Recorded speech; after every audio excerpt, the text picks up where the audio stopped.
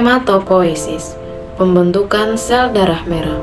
Hematopoiesis atau juga yang biasa dikenal sebagai hematopoiesis adalah proses pembentukan, pengembangan, dan diferensiasi sel-sel darah. Sel-sel yang dimaksud di sini adalah sel darah merah, sel darah putih, dan trombosit darah. Dalam proses pembentukan sel darah atau hematopoiesis dilakukan pada suatu tempat, yaitu sumsum tulang, dan juga pada hati atau slim yang digunakan sebagai organ pembantu dalam pembentukan sel darah. Dimulai dari sel induk. Sel induk ini kemudian diferensiasi menjadi komomeloid progenitor dan komolimfoid progenitor. Komomeloid progenitor mengalami perkembangan sel yang berbeda, yaitu megakariotik, eritrosit, mast cell, dan meloblast. Pada megakariotik akan berkembang menjadi trombosit, sedangkan pada seri meloblast kemudian akan berkembang menjadi basofil, neutrofil, eosinofil, dan monosit. Kemudian monosit akan berdiferensiasi lagi menjadi makrofag.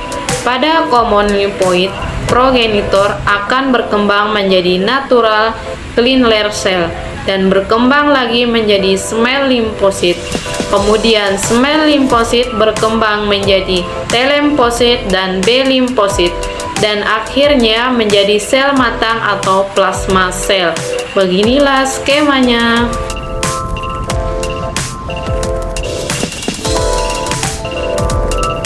Darah mengalir dari plasenta ke janin melalui vena umbilikalis yang terdapat dalam tali pusat. Jumlah darah yang mengalir melalui tali pusat sekitar 500 ml per menit. Kemudian, sebagian kecil darah dari atrium kanan masuk ke ventrikal kanan bersama-sama dengan darah yang berasal dari vena cava superior. Darah yang berada di ventrikal kanan masuk ke paru-paru, tetapi karena paru-paru belum berkembang, maka darah yang terdapat pada arteri pulmonaris dialirkan menuju aorta melalui ductus aliosubutali.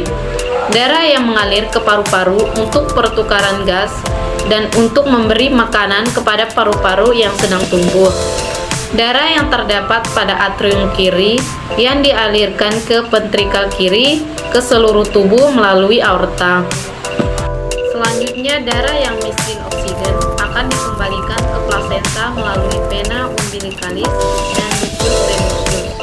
Darah mengalir ke dalam vena cava inferior, masuk ke ventrikal kanan, kemudian melalui arteri pulmonaris, kemudian darah dibersihkan dan dengan melewati pulmonari, kemudian dialirkan ke atrium kiri, kemudian ke ventrikal kiri menuju aorta, dan terakhir disebarkan ke seluruh tubuh janin.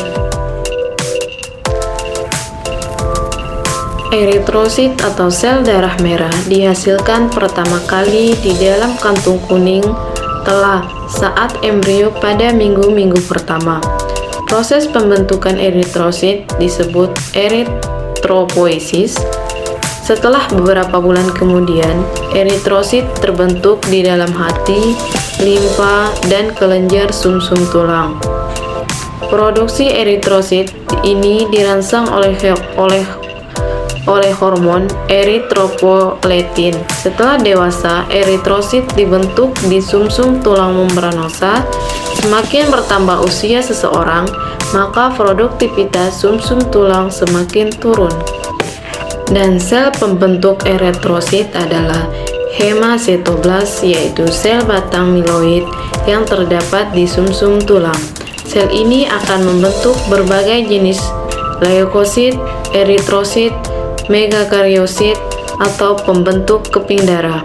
Rata-rata umur sel darah merah kurang 120 hari.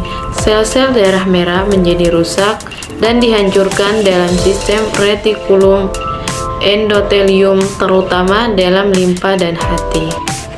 Kemudian setelah itu, globin dan hemoglobin dipecah menjadi asam amino untuk digunakan sebagai protein dalam jaringan-jaringan. dan zat besi dalam dari hemoglobin dikeluarkan untuk dibuang dalam pembentukan sel darah merah. Sisa dari hemoglobin diubah menjadi bilirubin atau warna kuning dan biliverdin yaitu berwarna kehijau-hijauan yang dapat dilihat pada perubahan warna hemoglobin yang rusak pada luka memar. Sirkulasi darah janin dalam rahim tidak sama dengan sirkulasi daripada bayi dan anak. Dalam rahim, paru-paru tidak berfungsi sebagai alat pernapasan. Pertukaran gas dilakukan oleh plasenta, pembentukan pembuluh darah, dan sel darah mulai minggu ketiga dan bertujuan menyuplai embrio dengan oksigen dan nutrisi dari ibu. Kemudian darah yang mengandung karbon dioksida dari tubuh bagian atas memasuki ventrikel kanan melalui vena cava superior, kemudian melalui arteri pulmonalis besar, meninggalkan ventrikel kanan menuju aorta melewati ductus arteriosus. Darah ini kembali ke plasenta melalui aorta, arteri liliaca interna, dan arteri umbilikalis untuk mengadakan pertukaran gas selanjutnya. Kemudian darah yang mengandung karbon dioksida dari tubuh bagian atas memasuki ventrikel kanan melalui vena cava superior, kemudian melalui arteri pulmonalis besar, meninggalkan ventrikel kanan menuju aorta melewati ductus arteriosus.